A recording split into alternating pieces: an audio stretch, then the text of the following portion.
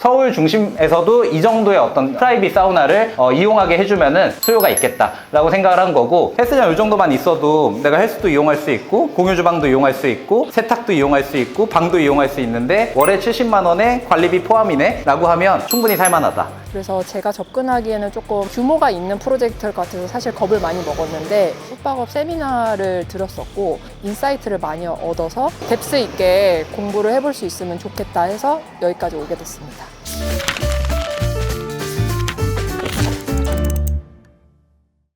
안녕하세요, 스페이스 트레이닝 정우석입니다. 오늘은 조금 특별한 영상입니다. 제가 지금 강의를 하고 있어요. 수강생들을 모셔놓고 호텔을 창업하고 싶으신 분들이 조금 더 안전하게 그리고 조금 더 좋은 기획으로 호텔을 만드실 수 있게 하는 8주간의 호텔 사업에 대한 모든 것들을 다루는 강의를 좀 진행하고 있거든요. 오늘은 1, 2, 3주차 이론 강의를 끝내고 4주차부터 시작되는 제가 만든 호텔들과 만들고 있는 호텔들을 돌아다니면서 임장 또는 투어를 하는 그런 이제 오늘 시간입니다. 그래서 얼른 가서 제가 수강생분들 만나러 가보겠습니다. 네, 안녕하세요 여러분. 편하게 운동화들 신고 오셨죠? 오늘 호텔 많이 돌아볼 겁니다. 제가 객실 가서 말씀드리겠지만 마감재를 특이하게 쓰지 않아요. 똑같은 마감재를 썼는데 어떻게 변별력을 냈지? 이런 차별화 포인트를 어디서 잡았지? 하는 디테일들을 좀 보여드리도록 하겠습니다. 들어오세요. 방이 엄청 작죠? 이게 원룸보다도 훨씬 작지 않나요? 종로에선 이런 방이 450만 원씩 법니다.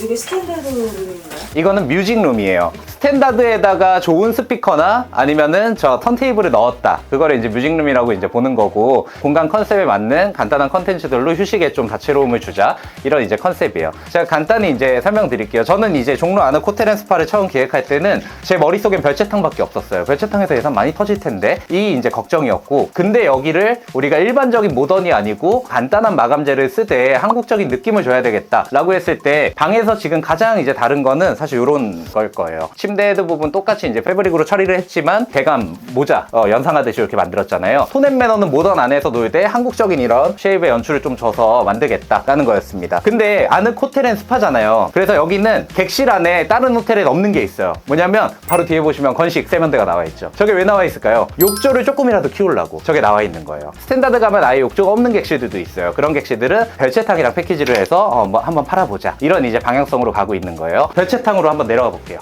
엄청 넓죠? 이게 기계실이었어요. 지금 쾌적하잖아요, 지한데도. 이게 이제 공조를 좀 해서 그래요. 그리고 기본적으로 다도하고 목욕하면서 영화 볼 수 있게 하는 이제 욕조에 변별력을 좀 두는 거고요. 이 정도 데드 스페이스에서는 별채탕이란 걸 한번 해봐도 되겠다. 서울 중심에서도 이 정도의 어떤 프라이빗 사우나를 이용하게 해주면은 수요가 있겠다라고 생각을 한 거고. 보통은 예약해서 같이 쓰는 건가요? 보통은 패키지로 예약이 들어오고요. 그 다음에 한번 이용해보는 손님들은 그 다음에 올 때는 현장 와서 물어보는 문의도 많이 있다고 합니다. 여기가 안산의 사동이란 데예요. 거의 들어보신 적도 없을 거예요. 이런 데서는 두 가지 선택이 있겠죠. 첫 번째, 아예 패스포트로 힘줘서 가볼까? 중앙이랑 고잔상권에서 끌어와 볼까? 이런 판단을 해볼 수도 있고, 두 번째, 이건 6년 전 가격에 산 거예요. 토지평당 1,800도 안 될 거예요. 그 정도에 이제 산 거니까 싸게 들어갔잖아요. 그러니까 아주 적은 투자비로 직원을 한 명도 안 쓰는 주거 모델을 결합해 볼까 한 거예요. 여기가 이제 시위당 1,800만 원에 만든 거예요. 대부분의 레이아웃을 하나도 바꾸지 않았어요. 원래 침대가 있던 위치, 원래 TV가 있던 위치, 선 같은 것만 정리하고, 대신 우리 모텔이랑 가장 다른 게 뭐죠? 냉장고 크기가 다르죠. 그 다음에 스타일러, 의료관리기가 있는 여기는 옵션이 있는 거예요. 그래서 굳이 제작 가구를 딱딱해서 맞춰놓지 않고 이 원룸에서 쓰는 그런 가구들을 갖다 놓은 거예요. 아, 가볍게만 마감을 하면 이런 느낌이구나 하는 거 오늘 보고 가시면 좋을 것 같고, 네, 여기 이제 헬스장이 있는 거예요. 여기가 원래 이 벽 뒤로요, 공간이 훨씬 더 많아요. 근데 이 정도 공간까지만 개발하고 비용 장기자하고 여기까지만 개발해서 이렇게 만들어 놓은 거고, 헬스장 이 정도만 있어도 내가 헬스도 이용할 수 있고 공유 주방도 이용할 수 있고 세탁도 이용할 수 있고 방도 이용할 수 있는데 월에 70만 원에 관리비 포함이네 라고 하면 충분히 살만하다. 예, 그렇게만 돌려도 코리빙 모델을 저희가 한번 이제 해보려고 하는데, 안산에서 이렇게 좀 어려운 험지에서 좀 이제 해봤는데 지표가 되게 좋게 나오니까 앞으로 이제 코리빙 관련해서 믹스할 때는 좀 더 재밌게 뭔가 해볼 수 있을 것 같고, 수원 우리가 다음에 안흙 가잖아요. 거기도 맨 꼭대기층은 저희가 코리빙이에요. 그런데 이제 코리빙은 또 어떻게 다른지 그런 것도 현장 가서 보시면 좋을 것 같습니다.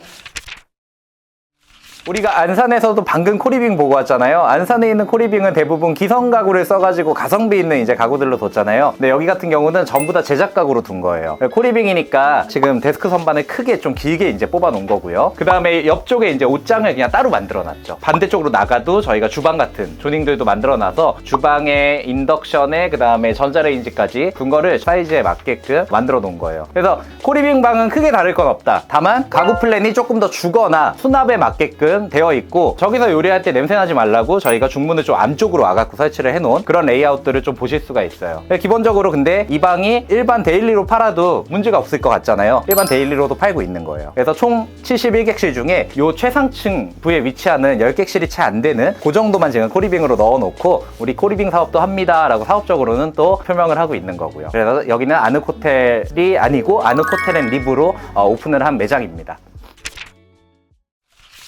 네, 투피씨예요. 기본적으로 제가 라이트하게 뭔가 호텔을 기획하려고 할 때는 한 방당 컨텐츠 예산은 50만 원 정도를 잡아요. 전객실에서 50만 원씩 잡으면 각 객실에 50만 원짜리 컨텐츠를 넣진 않고요. 예를 들어 무비룸을 했어요. 무비룸은 200만 원 있게 줘요. 그럼 무비룸 하나를 하면 4객실은 일반 룸이 돼야 돼요. 우리는 승부수를 좀 띄워야 되는 상권이야. 그럼 컨텐츠 비중을 좀 더 높이긴 하죠. 아늑 호텔은 그래서 이런 컨텐츠 룸들을 얼만큼 다채롭게 호텔에서 보여주느냐가 더 중요하고, 그리고 이게 료칸이나 아늑 호텔 앤 스파 이런 것들도 이제 앞으로 보시게 될 거잖아요. 거기에서의 컨텐츠의 의미는 목욕이 곧 컨텐츠예요. 그런 데서는 진짜 어떤 료칸 무드를 좀 느낄 수 있게 하는 목욕 경험을 조금 더 완성도 있게 해주려는 게 오히려 코어예요. 그러니까 브랜드별로 우리가 정의하는 컨텐츠가 다를 수 있다는 거, 그거를 오늘 딱 기억하시면 좋을 것 같습니다.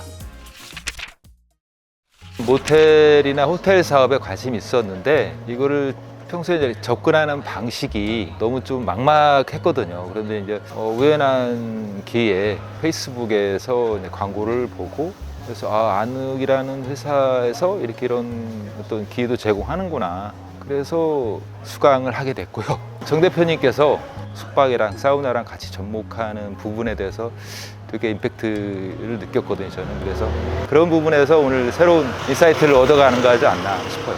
오늘같이 이렇게 또 현장에 나와서 같이 모텔들의 특징들이나 이런 것들을 둘러보니까 이 사업에 더 깊게 관심이 가는 것 같습니다. 공간을 운영하는 것 자체에 원래 좀 관심이 많긴 했었지만, 부동산적인 관점에서 금리를 이겨내야 되는 여러 가지 방법이 있을 텐데 그 중에서 숙박 사업이 가능한 대안이라고 생각하고, 숙박 사업은 실제로 직접 운영을 할 수도 있기 때문에 근생과 다르게 여러 가지 컨텐츠를 녹여서 객단가의 상방을 높일 수 있는 가능성이 충분히 있는 상품 중에 하나여서 계속 관심을 가지고 공부를 하고 있습니다. 사실은 유튜브에서 SP 대표님을 처음 뵀을 때는 인테리어가 세련되다고 표현해야 될까요? 그래서 제가 접근하기에는 조금 규모가 있는 프로젝트 같아서 사실 겁을 많이 먹었는데, 숙박업 세미나를 들었었고 인사이트를 많이 얻어서 뎁스 있게 공부를 해볼 수 있으면 좋겠다 해서 여기까지 오게 됐습니다. 오늘 투어를 준비하면서 제가 가장 이제 수강생분들에게 보여드리고 싶었던 거는 다양한 시점에 있는 호텔 개발 프로세스의 현황들을 좀 보여드리고 싶다. 아예 공사 중인 현장, 이렇게 완성된 현장, 운영이 되고 있는 현장, 이런 것들을 타입별로 좀 보여드린 거니까 오늘 수강생분들이 여러 이제 레퍼런스들을 보시면서 많은 인사이트들을 좀 많이 얻어가셨으면 좋겠다라고 좀 생각했습니다. 네, 오늘 이렇게 저희가 아침부터 밤까지 서울부터 수도권을 다 돌아다니면서 이렇게 같이 이제 수강생분들하고 투어를 했는데 너무 뜻깊은 시간이었고, 수강생분들과 이제 또 디프리를 또 하면서 여러 가지 대화를 나눌 예정입니다. 그래서 여러 가지 질문들이 있으실 것 같으니까 그런 질문들에 또 열심히 대답해 드리고 퇴근해 보도록 하겠습니다. 오늘도 시청해 주셔서 감사합니다.